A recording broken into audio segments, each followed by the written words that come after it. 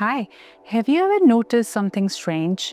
Some people can read something once and they remember it forever. Some people never need to hear it explained. And others, they only truly understand something when they actually do it. So what's going on here? Is one person smarter than the other? Not really. It might simply be that they learn differently. And once you understand how your brain prefers to learn, you can make learning faster, easier, and a lot more enjoyable. So today, we are going to talk about the three main types of learners: visual learners, auditory learners, and kinesthetic learners. And by the end of this video, you might discover which one you are. Before we jump into the types, let me ask you something. Think back to your school days. Maybe there were subjects where you struggled, but later in life, when someone explained it differently, suddenly it made sense. That happens because our brains process information in different ways. And understanding this can help you learn new skills faster, study more effectively, help your children learn better, and communicate ideas more clearly. So as a parent, I see this with my own kids. One child understands something when they see it drawn, and the other one understands it when they try it themselves. And suddenly everything clicks. So let's dive in.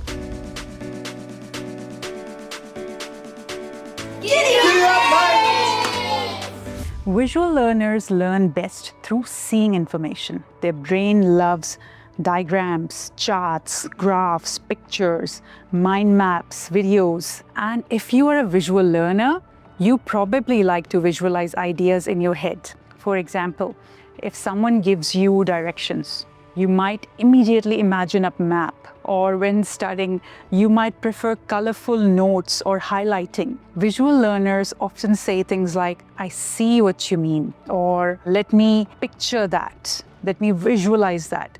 Their brain processes information through images and patterns. And that's why tools like mind maps, vision boards, diagrams, and videos work incredibly well for these people. And then the third category, auditory learners. Then auditory learners learn best by hearing information. They process knowledge through conversations, lectures, discussions, podcasts, explaining things aloud. These are the people who remember things when they talk about them. They might read something, but it only sticks when they hear it explained. Auditory learners often say things like, "That sounds right," or "let me talk this through." For them, the best study techniques include listening to audiobooks, discussing topics with friends, recording notes and replaying them, and teaching someone else. Interestingly, teaching is one of the most powerful learning tools for auditory learners because when you explain something, your brain organizes the information. Kinesthetic learners learn best by doing and experiencing. They understand the world through movement and action.